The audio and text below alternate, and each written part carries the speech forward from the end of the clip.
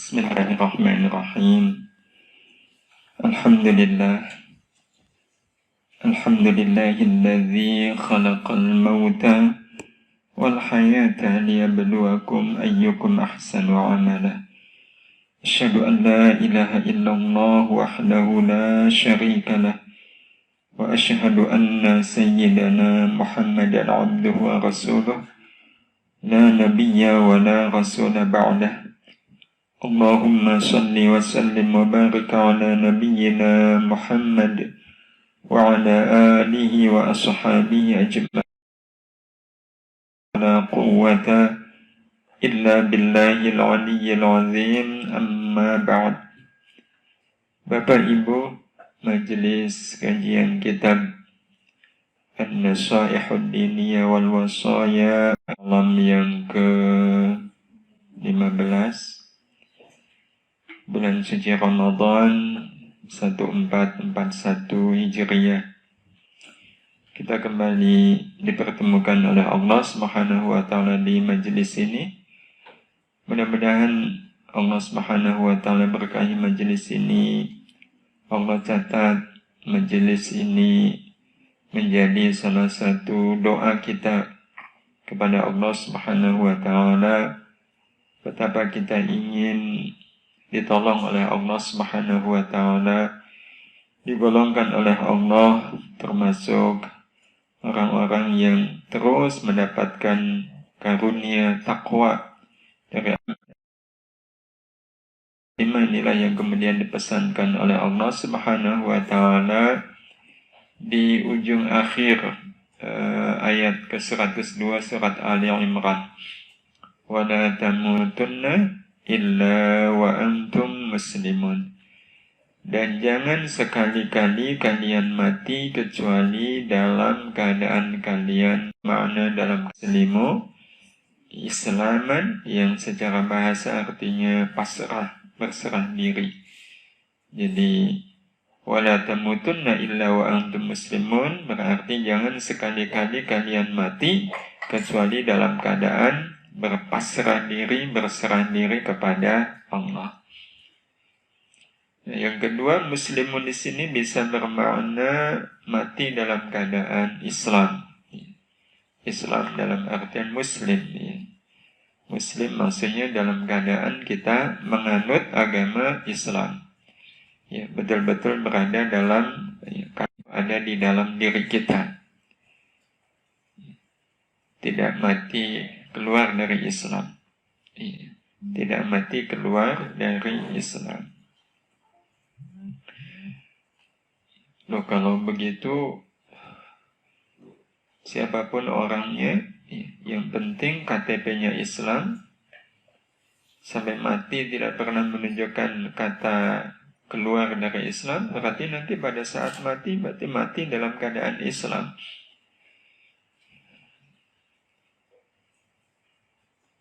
Bisa jadi iya, tapi bisa jadi belum tentu.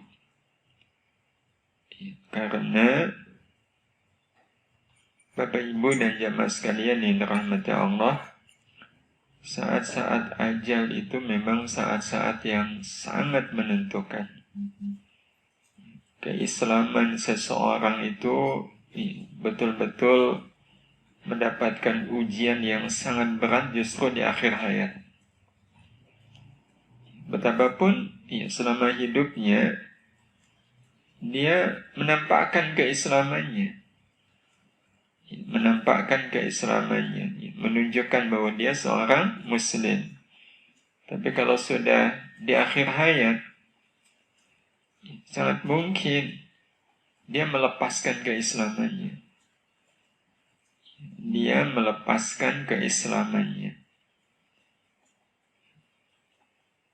Ini di saat yang sangat menentukan.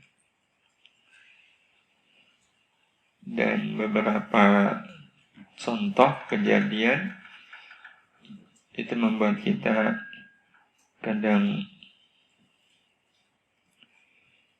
menjadi pelajaran tersendiri. Ada orang yang di akhir hayatnya itu betul-betul nyata dia melepaskan keislamannya. seperti yang diceritakan oleh beliau Imam Al-Ghazali ya, di kitab beliau Minhajul Abidin. Ya, beliau berkisah tentang seorang murid dari seorang ulama besar. Imam Al-Ghazali menyebut nama ulama besar itu adalah Fudail ibn Iyad. Dan kita memang mengenal betul siapa beliau. Beliau orang alim, punya banyak murid. Nah, di antara sekian banyak murid beliau, ada murid yang paling alim. Ya, murid yang paling alim. Nah, ternyata murid beliau yang paling alim ini jatuh sakit. Lama nggak sembuh. Hingga akhirnya sang gurunya itu Fudail ibn Iyad diberitahu kalau sang murid ini sepertinya sudah tidak ada harapan. Karena itulah kemudian Fudail ibn Iyad sengaja menengok sang murid. Dan betul pada saat ditengok, murid ini sudah dalam keadaan nazal.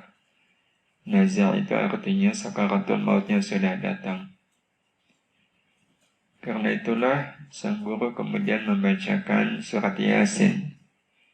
Dan memang begitu sunnahnya, kalau orang sedang sakaratul maut, ada yang membacakan surat Yasin, tidak harus Yasin ya, membacakan ayat-ayat suci Al-Quran, sambil nanti ada yang mentalkin beliau.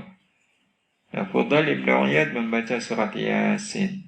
Tapi apa yang dikatakan oleh si murid, ya Ustaz, la taqra' hadhihi surah. Wahai guru, tidak usahlah baca surat itu. Sang guru pun maklum, ini murid, ini santri alim, ya sudah hafal Yasin. Jadi ya, buat apa dibacakan Yasin untuk seorang murid yang sudah hafal, ya faham bahkan tentang Yasin ini. Nah, karena itulah kemudian sang guru mengganti, idzan qul ya walad la ilaha illallah. Kalau begitu ucapkan olehmu la ilaha illallah. Berharap betul Fudail ibn Iyad, ya, sang murid menirukan talqin beliau, yakni mengucapkan kalimat la ilaha illallah. Berharap bisa mengucapkan kalimat la ilaha illallah. Ternyata sang murid berkata lain. Satu perkataan yang membuat Fudail ibn Iyad kaget. La aquluha. Saya tidak akan mengucapkannya.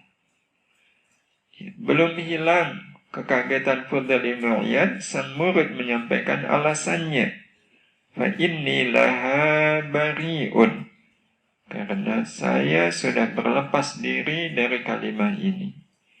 Bari'un, bara artinya tidak mengakui. Berlepas diri maksudnya, ya, saya dengan kalimat itu sudah terpisah. Saya bukan lagi ahli la ilaha illallah.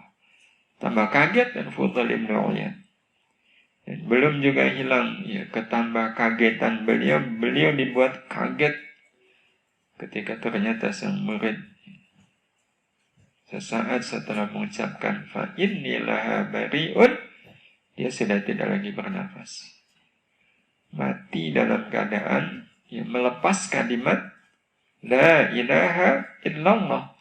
Melepas kalimat la ilaha illallah sama dengan melepas Islam. Ya, berarti dia mati bukan sebagai seorang Muslim. Wal'iyadzubillah. Itu kisah yang disampaikan oleh Fudail ibn Iyad, oleh Imam Al-Ghazali tentang murid beliau Fudail ibn Iyad. Padahal ini murid a'lamut talamid, sealim-alimnya murid. Artinya ilmu belum jaminan. Ilmu belum jaminan. Terus yang menjadi jaminan apa? Nah, yang menjadi jaminan sebenarnya adalah apa yang Allah Subhanahu wa taala sebutkan sebelumnya, yaitu ittaqullaha haqqa tuqatih. Itu yang nanti akan menjadi jaminan seseorang itu mati dalam keadaan muslim. Artinya disebutkannya wala tamutunna illa wa antum muslimun setelah ittaqullaha haqqa tuqatih, itu memberikan pengertian bahwa ittaqullaha haqqa tuqatih, bertakwa dengan sebenar-benarnya takwa, adalah upaya untuk menjaga hidayah Islam ini tetap bersemayam di dalam diri sampai ajal. Ya, sampai ajal. Dan ini yang memang lebih penting. Ya, ini yang lebih penting. Dari sebatas bisa mendapatkan natijah hasil dari takwa ini. Ya, semua natijah itu juga kita butuhkan, tapi dari semua natijah itu kita ingin takwanya kita kepada Allah dengan haqqa tuqatih. Natijah puncaknya adalah menjaga hidayah Islam ini sampai akhir hayat. Menjaga hidayah Islam sampai akhir hayat. Ya, karena seperti yang tadi kita sampaikan, banyak orang-orang yang semasa hidupnya dia hidup di dalam hidayah Islam, tetapi pada saat mati, saat yang sangat menentukan, ternyata dia melepas hidayah Islam itu. Baik terang-terangan, nyata seperti muridnya Imam Fudail bin Iyad tadi. Bisa jadi juga samar-samar. Samar-samar. Contoh, ini cerita teman saya, teman sekolah dulu. Beliau satu saat dimintai tolong oleh seseorang yang bapaknya itu sedang dalam keadaan nazar, dalam keadaan sakaratul maut, tapi rasanya kayak berat sekali. Kayak berat. Ya, karena ini keluarga awam, maka minta tolong ke teman tadi. Ya, dia merasa ini sebuah tugas kemanusiaan. Malam padahal waktu itu, lewat tengah malam. Beliau temui, dan memang betul melihat sang bapak ini. Ini lagi sakaratul. Kelihatan berat sekali sakaratul mautnya. Nah, oleh beliau ditalqin. Oleh beliau ditalqin. Ucapkan oleh Mu'ad, la ilaha illallah, di telinga kanannya. Begitu ditalqin, dibisiki la ilaha illallah, apa yang terjadi? Wajah si bapak tadi itu wajahnya wajah ngece. Apa ngece? Itu bahasa Jawa ya, bahasa Indonesianya apa?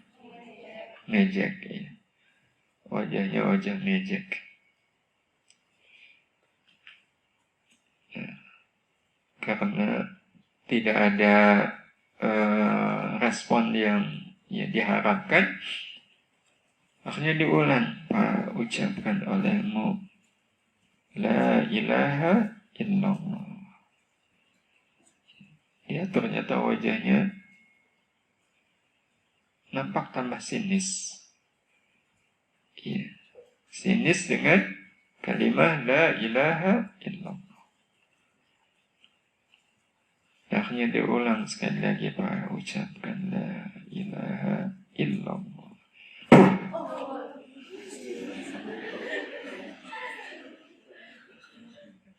Ya, kita aja kaget ya, apalagi teman saya. Diludahi.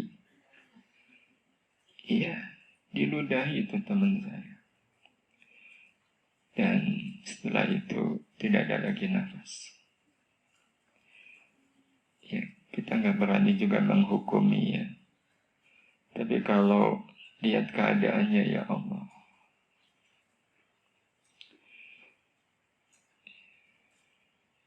Dan ketika kemudian ditelusuri bagaimana kehidupan sang bapak ini, yang memang jauh dari yang disebut takwa yang haqqa tuqatih. Ya, jauh dari yang takwa yang haqqa tuqatih.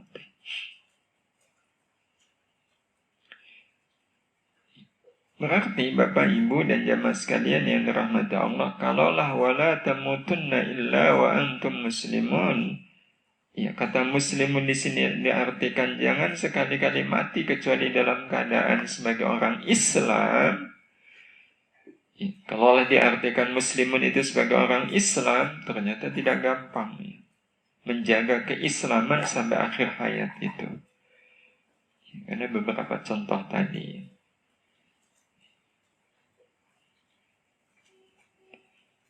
Itu yang membuat kita melihat ayat ini betul-betul ayat yang amat sangat penting. Ya, ayat yang amat sangat penting.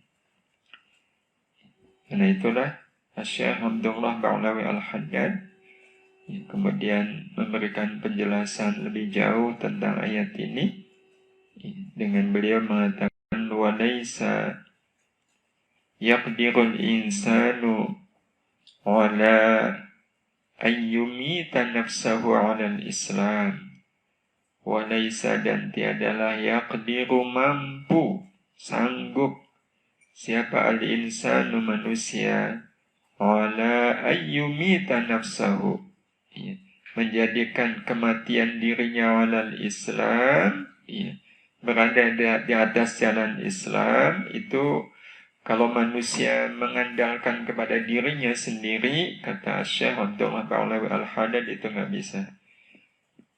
Kalau mengandalkan kepada dirinya sendiri.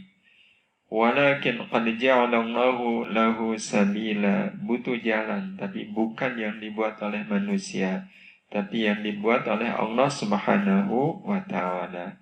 Walakin qad ja'ala, akan tetapi sungguh telah menjadikan siapa Allah lahu untuk manusia, menjadikan apa, sabilan, jalan, ila dzalika, menuju ke mati dalam keadaan Islam. Idza akhadha bihi kana qad ata billadzi huwa alaih. Kalau saja manusia mau mengambil jalan itu, pastilah manusia akan mati dalam keadaan dia sedang Islam. Wamtathala ma amarahu bihi wa huwa an yakhtara al-maut 'ala al-Islam. Yakni dengan cara melaksanakan apa yang sudah menjadi perintah Allah Subhanahu wa ta'ala. Huwa an yakhtara al-maut 'ala al-Islam. Itu berarti dia memilih mati di dalam Islam. Wa yuhibbuhu, dan mencintainya. Mencintai apa yang diperintahkan oleh Allah Subhanahu wa ta'ala. Wa yatamannahu, dan berharap. Berharap mati dalam keadaan Islam. Wa ya'zamu 'alai, dan berazam, bertekad untuk mati dalam keadaan Islam. Artinya itu menjadi bagian dari jalan.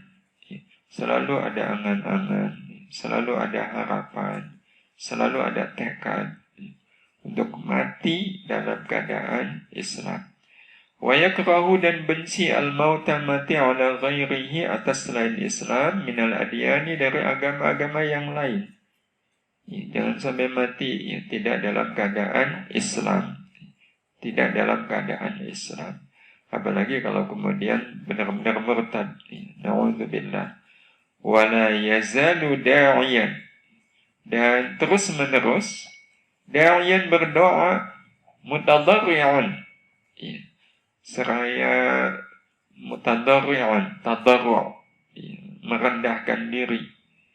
Merendahkan diri kepada Allah Subhanahu wa ta'ala, wasailan, dan meminta minallahi, kepada Allah, ayyatawaffahu, supaya Allah mewafatkannya musliman, dalam akan terus berdoa kepada Allah Subhanahu agar kiranya mati dalam keadaan Islam.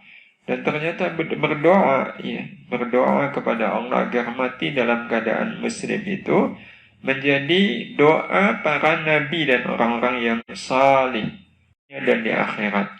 Tawaffani, matikan aku musliman, dalam keadaan Muslim. Wa alhiqni, dan pertemukan aku bis-shalihin sesudah kematianku nanti.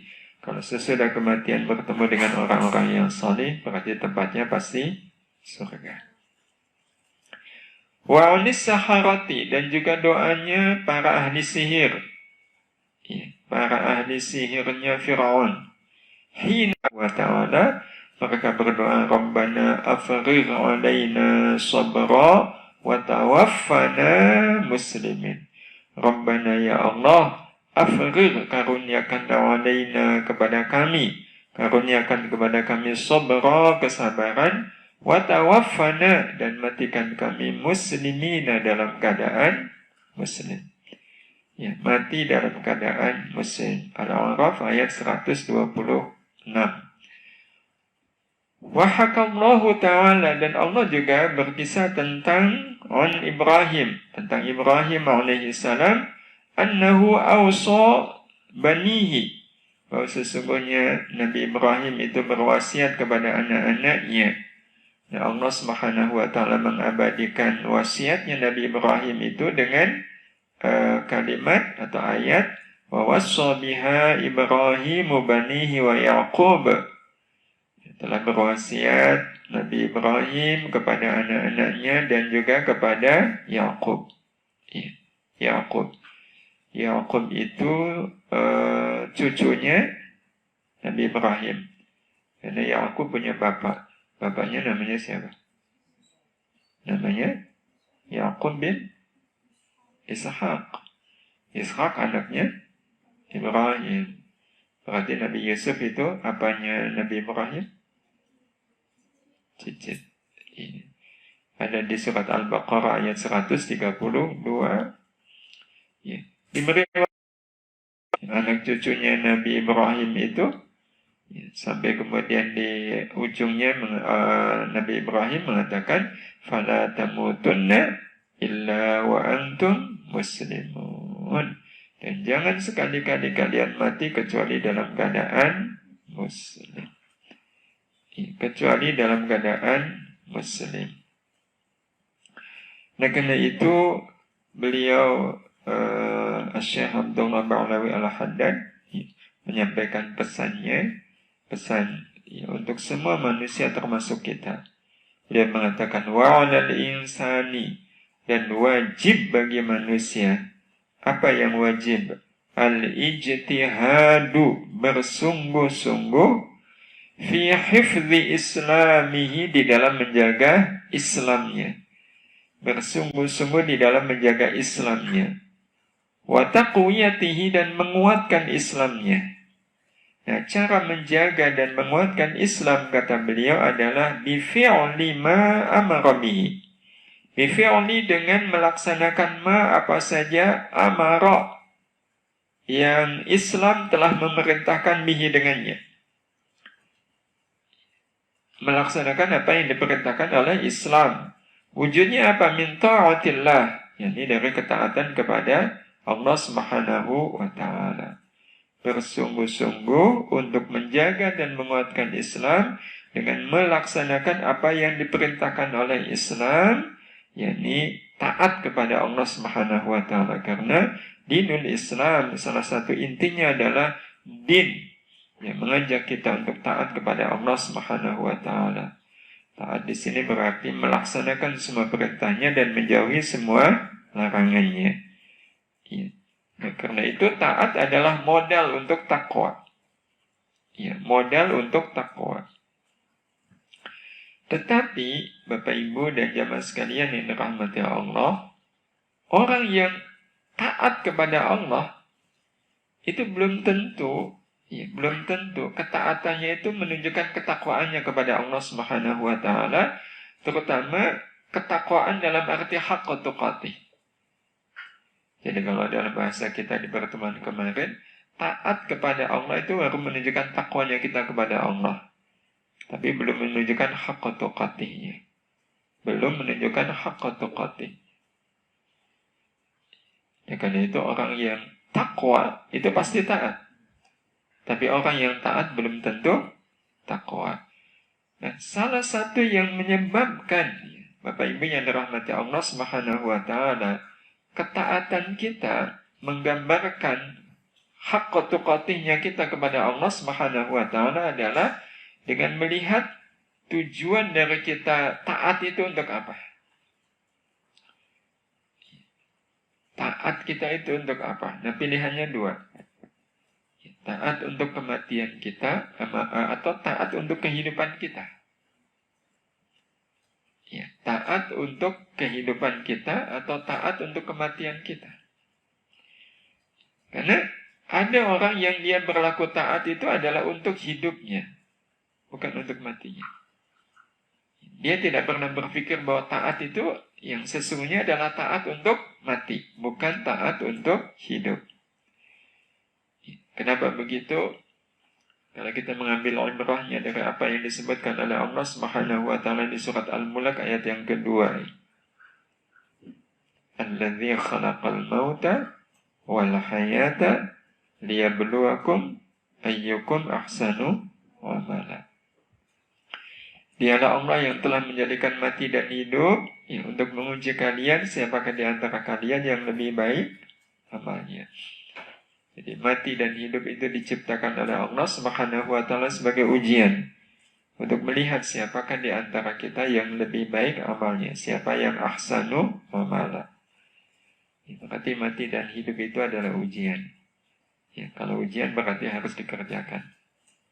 Ya, untuk bisa mengerjakan ujian, syaratnya harus tahu soalnya. Ya, kan kalau nggak tahu soalnya, gimana bisa mengerjakan ujian? Maka kalau kita pengen lulus menghadapi ujian mati dan hidup, ya kita harus tahu soalnya. Ya, soal ujian mati dan hidup itu apa? Dan ternyata soalnya itu cuma dua. Yang pertama namanya perintah, dan yang kedua adalah larangan. Itu soal yang harus kita selesaikan dalam hidup.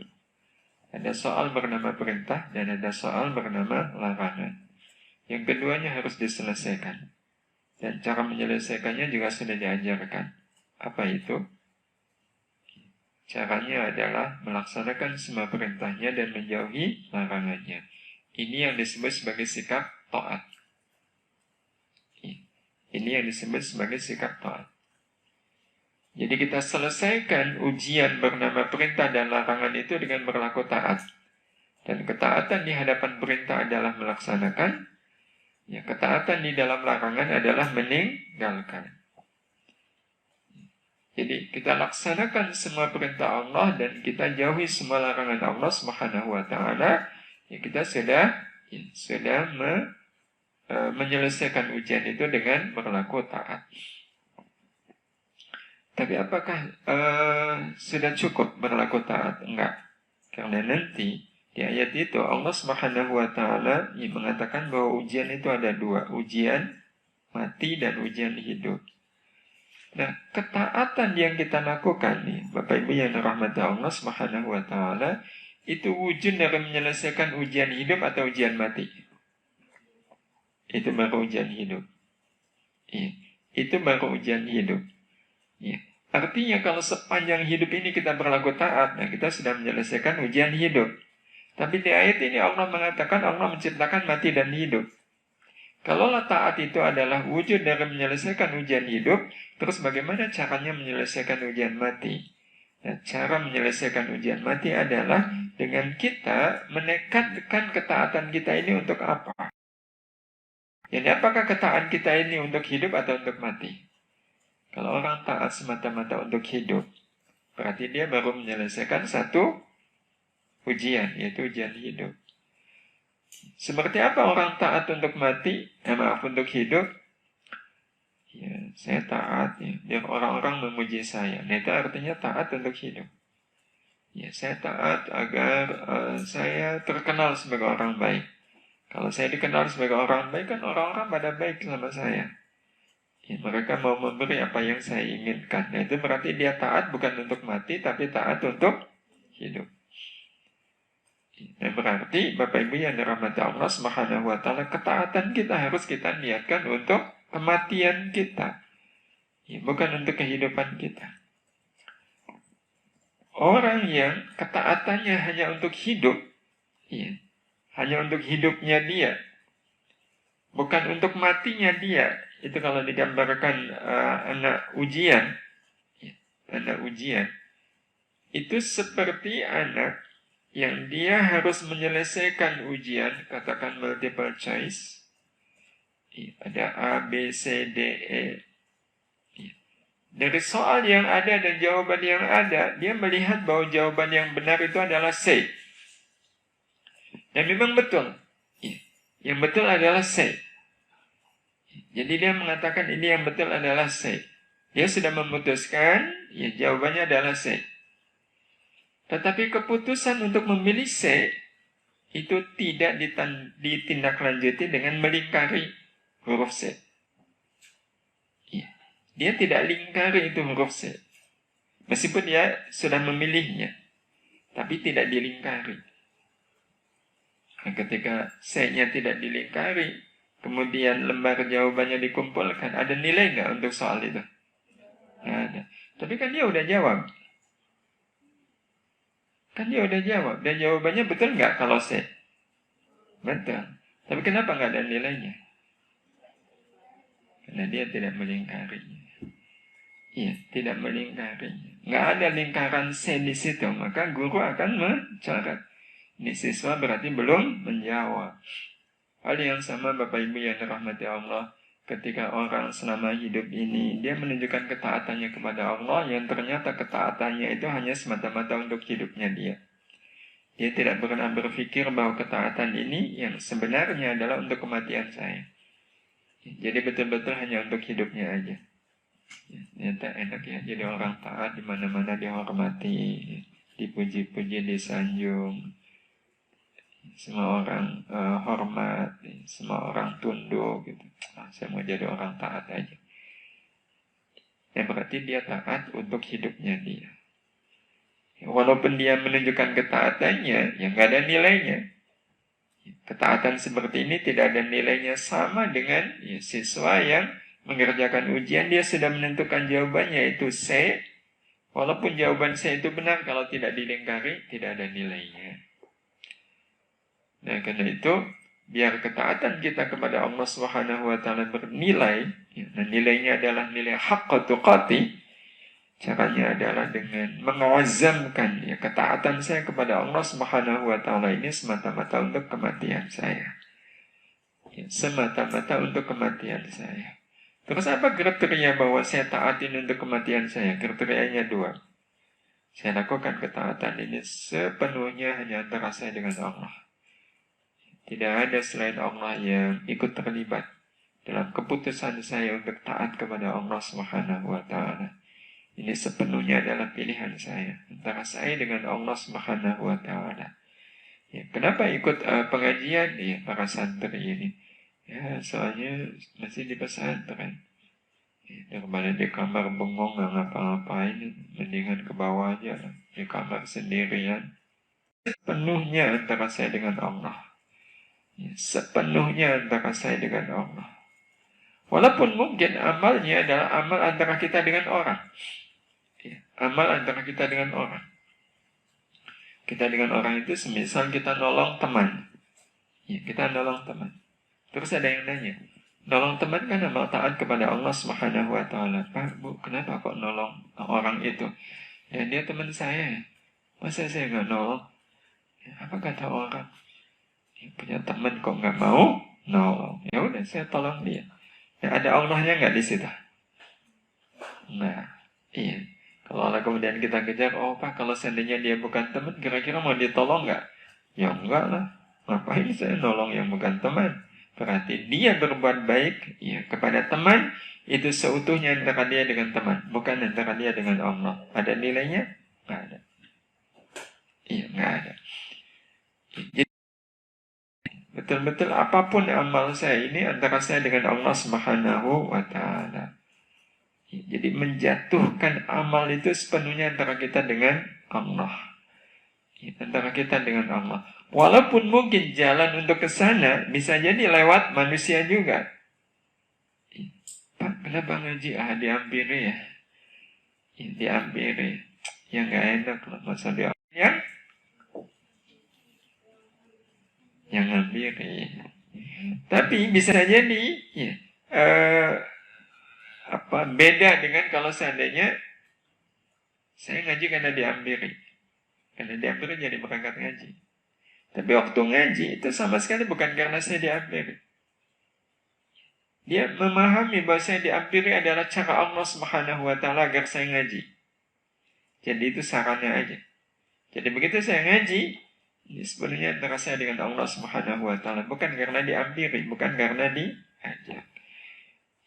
Ini syarat pertama sebuah amal taat itu ya, adalah untuk kematian. Jadi dilakukan amal taat itu sepenuhnya antara saya dengan Allah. Ini yang harus diupayakan sesegera mungkin. Ya, sehingga sudah lewat masanya, dan ini sebenarnya menjadi kebaikan ya bagi siapapun. Ya. Tidak ada istilah ilmu kayak gitu kan ilmunya orang tua gitu. Itu kan ilmunya orang tua enggak. Ya. Ini ilmunya siapa saja yang pengen ya bisa seperti itu. Jadi udah lewat masanya kita melakukan amal itu masih melibatkan yang lain. Ya, kenapa ngaji? Gurunya asik. Ya, menyenangkan. Nah, di mana pilihan dia ngaji itu kesenangan aja. Kesenangan aja. Jadi harus membebaskan ketaatan kita dari apapun selain Allah. Nah, yang kedua, amal kita insya Allah akan bernilai akhirat. Amal taat kita bernilai berharga bagi kematian kita nanti adalah kalau selama kita melakukan amal taat itu hati kita diliputi oleh rasa bahagia. Ya, diliputi oleh rasa bahagia. Jadi tidak ada yang terasa pada diri kita ketika kita melakukan amal taat kecuali bahagia. Baca Quran bahagia. Ya, bahagia karena saya melakukan apa yang Allah sukai. Jadi bahagianya itu karena saya tahu Allah suka dengan amal saya ini. Nah kalau Allah suka, ya, kenapa saya tidak bahagia? Ya, kenapa saya tidak senang? Bapak Ibu yang dirahmati Allah Subhanahu wa Ta'ala, baca Quran bahagia, tarawih bahagia, salat malam bahagia, puasa bahagia, termasuk juga meninggalkan larangan itu bahagia. Ya, meninggalkan larangan itu bahagia. Dan itu yang nanti akan dirasakan oleh orang-orang yang betul-betul takwanya itu haqqa tuqati. Ya, malam itu akan dilewati dengan rasa bahagia. Karena seharian bisa selamat dari dosa. Ya, selamat dari maksiat. Selamat dari apa yang dilarang oleh Allah Subhanahu wa Ta'ala. Itu kalau sesiangan kita bersih dari hal-hal yang tidak disukai oleh Allah, maka malam itu betul-betul menjadi malam yang menenangkan. Malam yang menenangkan. Karena tenangnya itu karena kita selamat dari dosa dan maksiat. Nah, Bapak Ibu yang dirahmati Allah Subhanahu wa Ta'ala, dua ini yang kalau kemudian terpenuhi dalam amal taat kita, insya Allah amal taat itu kita lakukan betul-betul sebagai wujud haqqa tuqati. Dan orang-orang seperti ini, seperti yang kemarin kita sampaikan, ya. Dan ini menjadi makna muslimun yang ketiga. Jadi pada saatnya ajal datang, Allah takdirkan dia mati dalam keadaan sedang melakukan amal taat yang paling disukai. Jadi pengertian muslimun pada saat kematian datang itu dalam keadaan sedang melakukan amal baik yang paling, amal taat yang paling disukai. Nah kalau ini yang ada pada diri seseorang, maka insya Allah ya, saat-saat sakaratul maut itu menjadi saat-saat yang ringan. Ya, saat-saat yang menenangkan. Walaupun sakitnya tetap ada, tapi sakit itu terlipur. Ya, sakit itu terlipur. Terlipur oleh apa? Ya, oleh janji kebaikan yang pasti akan Allah Subhanahu wa Ta'ala berikan kepada orang-orang yang selama hidupnya betul-betul dia menjaga hidayah Islam ya, dengan berlaku takwa yang betul-betul haqqa tuqati. Sampai di sini kita memahami pesan yang disampaikan oleh beliau Syekh Abdullah Ba'alawi Al-Haddad, yang kesimpulannya adalah kita jaga kita jaga ketakwaan kita jaga keislaman kita, ya, dengan takwa yang hak tuqati, ya, berharap agar pada saatnya nanti ajal datang, ya, dalam keadaan betul-betul muslim, ya, dan syukur-syukur keislamannya itu nampak, ya, mati dalam keadaan sujud, mati dalam keadaan baca Quran, apalagi kalau mati dalam keadaan mengucapkan kalimat tauhid, la ilaha illallah. Ini sudah ada pertanyaan, ya, yang masuk. Bagaimana dengan keputusan seorang manusia yang ingin menjadi manusia biasa-biasa saja dengan amalan yang tidak sampai haqqa tuqatih, yang memutuskan menjadi manusia biasa saja?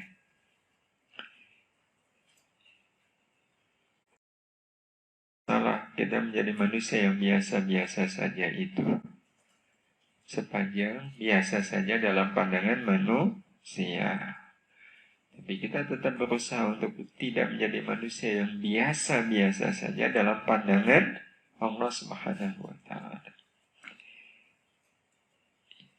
Itu tidak apa-apa. Menjadi manusia yang biasa-biasa saja itu artinya penampilan kita itu kalau dilihat oleh orang lain, dia manusia biasa. Lihat penampilan.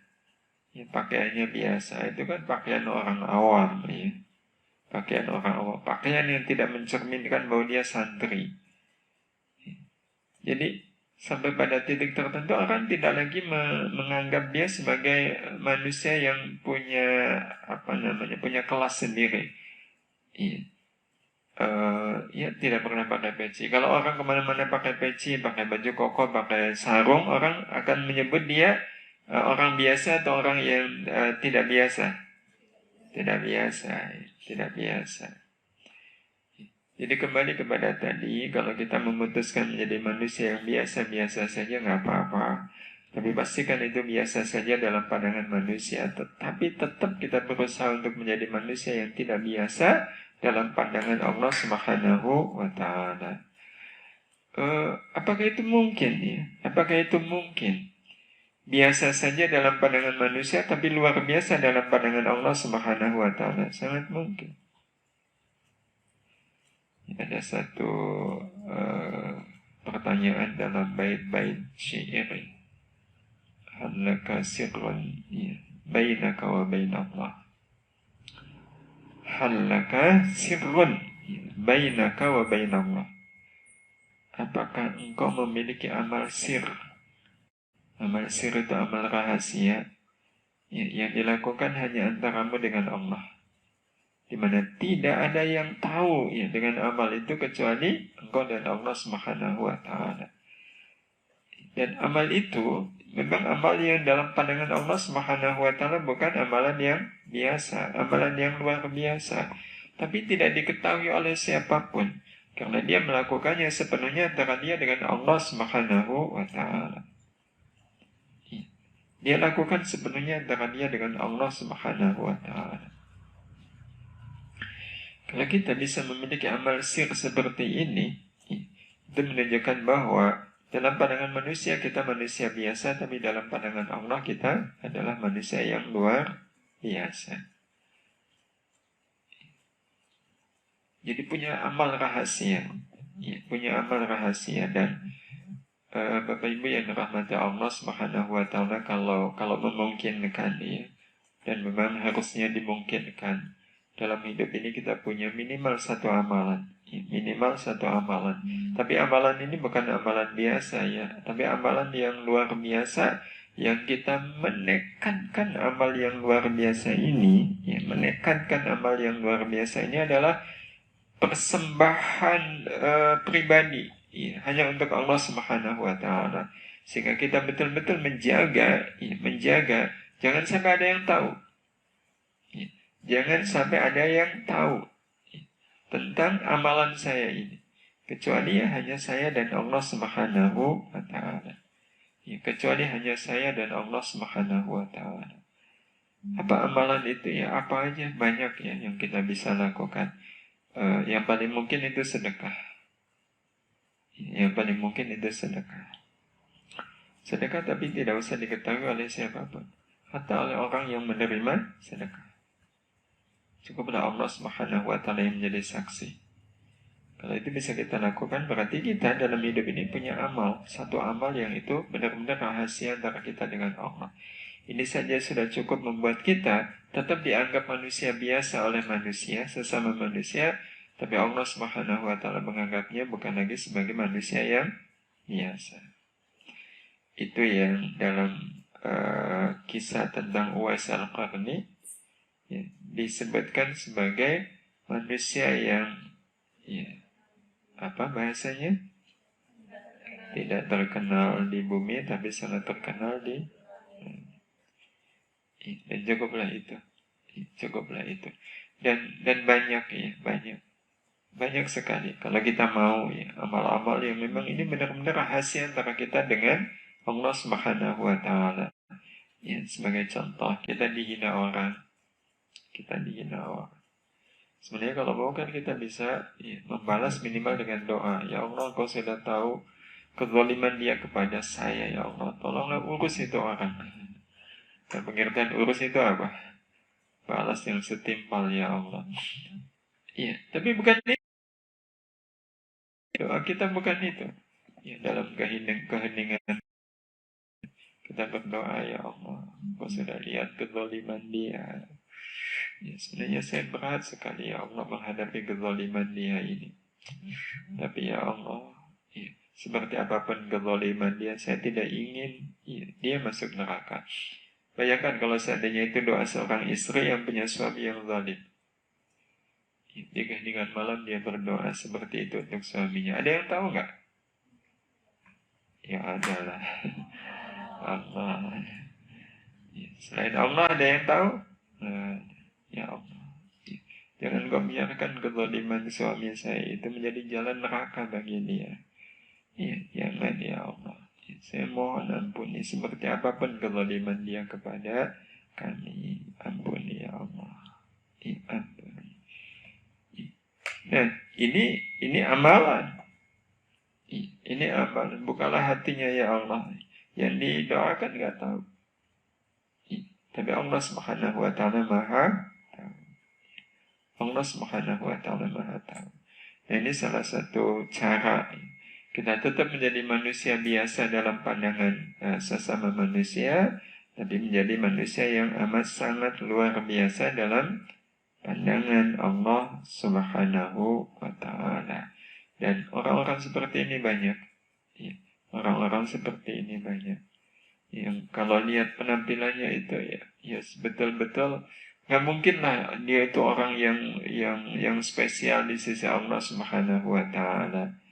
Ya ada orang beliau ya orang-orang biasa aja, petani gitu ya.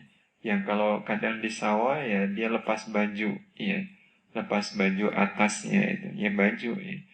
Nah sebenarnya lepas baju itu dosa nggak? Ya enggak kan tetap menutup aurat. Jadi dia tetap menutup auratnya. Tapi kalau lihat begitu, orang akan menganggap dia sebagai orang apa? Ya minimal orang biasa kan. Nggak akan mungkin kemudian mendefinisikan dia sebagai orang yang saleh. Tapi ternyata ya, dia adalah sosok yang betul-betul memiliki keutamaan di sisi Allah Subhanahu wa Ta'ala. Dan kita banyak mendapatkan kisah ya bahwa ternyata ahli surga itu adalah banyak di antaranya orang-orang yang dikenal di masyarakatnya itu sebagai orang awam, bahkan nggak dikenal, ya, bahkan nggak dikenal. Abu Hurairah pernah mengisahkan ya tentang hal ini. Ya, jadi selesai sholat, Rasulullah Sallallahu Alaihi Wasallam bersabda begini. Nanti setelah sholat ini, berarti waktu sholat berikutnya, akan ada calon penghuni surga yang akan sholat bersama kita. Akan ada seorang calon penghuni surga yang sholat bersama kita. Tentu ini menjadi berita gembira kan bagi sahabat. Nah, begitu masih waktu sholat, Abu Hurairah ini semangat untuk segera ke masjid. Selesai sholat, Abu Hurairah tetap duduk. Tapi kalau Rasul nggak dawuh pendidikan apa-apa.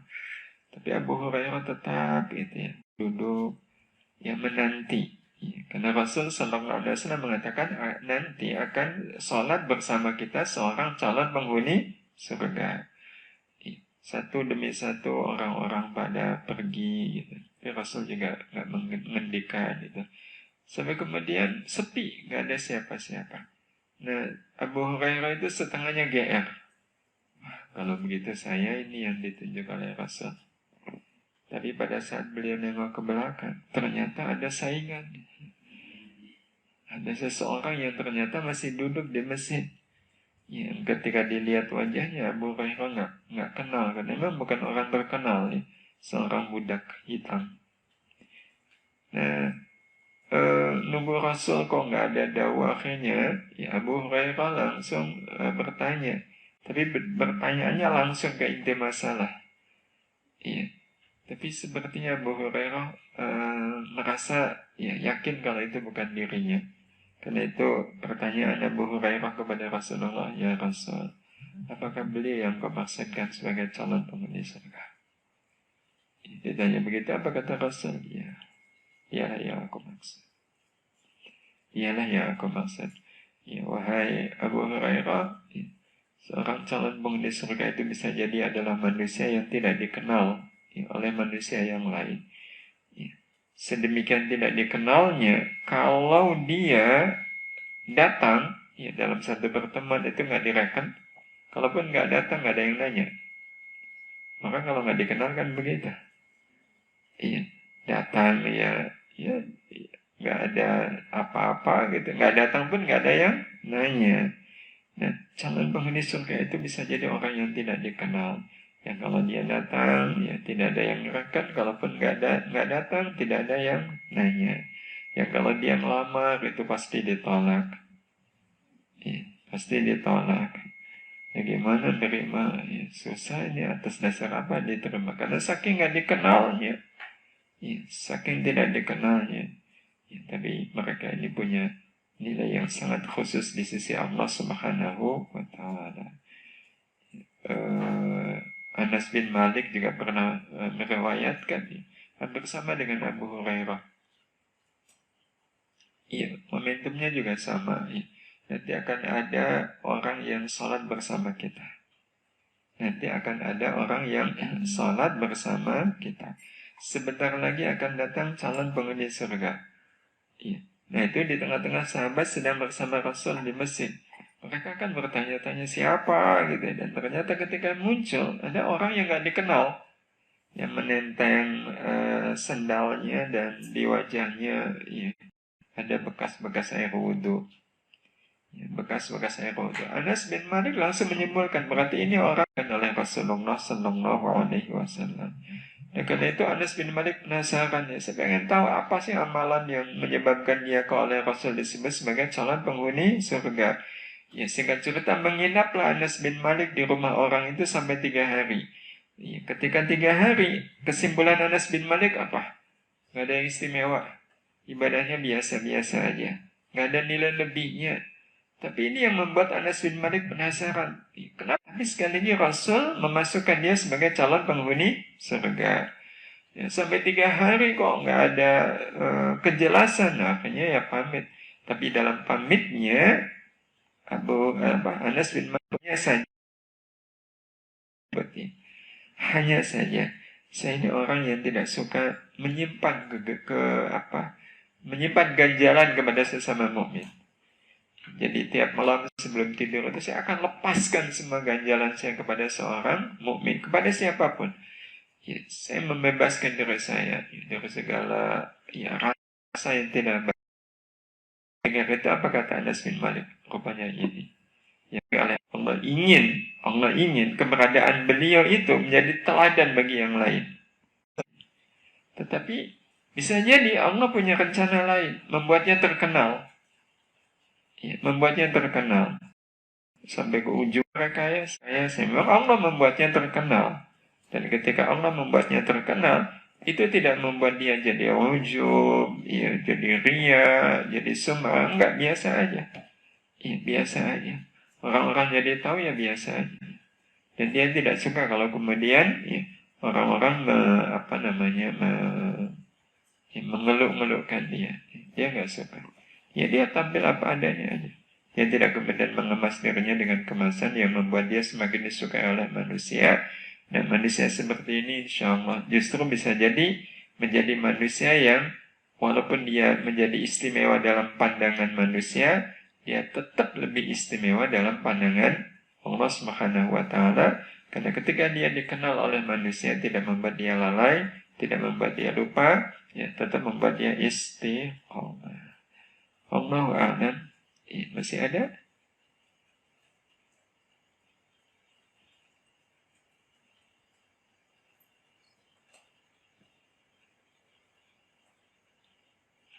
Kalau kemarin ada pertanyaan dari Pak Amin Rahmat ya. Apakah seseorang yang sudah melakukan taubat dan nasuha terhadap amal buruk yang dilakukan akan tetap dihisab amal buruknya tersebut di akhirat nanti? Enggak. Iya, enggak. Kalau taubatnya betul-betul taubatan nasuha, dihapus. Iya, dosanya dihapus sehingga tidak ada hisab di yaumil akhir. Ya, karena itu menjadi penting taubat ini. Sampai matinya belum taubat, ya udah segala keburukannya itu akan nampak, termasuk keburukan yang berhasil disembunyikan, termasuk keburukan yang berhasil disembunyikan waktu hidup di dunia. Walaupun berhasil disembunyikan ketika hidup di dunia, di akhirat semuanya akan dibuka. Fayunabbi'ukum bima kuntum ta'malun. Maka yang kalian lakukan. Tapi kalau di dunia ini sempat taubat kepada Allah Subhanahu wa Ta'ala, insya Allah ya, tidak ada dosa karena sudah dihapus. Karena sudah dihapus ya udah, nggak akan diungkit-ungkit nanti di yaumil akhir. Ya, karena itu memang kita dianjurkan untuk segera bertaubat kepada Allah Subhanahu wa Ta'ala. Baik, demikian Bapak Ibu yang dirahmati Allah Subhanahu wa Ta'ala yang kita bisa sampaikan. Waktu juga yang membatasi kita. Mudah-mudahan apa yang kita sampaikan ini menjadi pelajaran bagi kita betapa pentingnya kita melakukan takwa yang haqqa tuqati, di mana kita meniatkan, mengazamkan kita takwa dengan haqqa tuqati adalah dalam rangka menjaga hidayah Islam, ya, terjaga, terpelihara sampai ajal nanti betul-betul kita mati sebagai seorang muslim, bisa melepas insyaallah ajal kita dengan kemuliaan husnul khatimah. Amin ya Allah ya Rabbal Alamin. Kita tutup dengan doa kafaratul majlis. Subhanakallahumma bihamdika asyhadu an la ilaha illa anta astaghfiruka wa atubu ilaik. Assalamualaikum warahmatullahi wabarakatuh.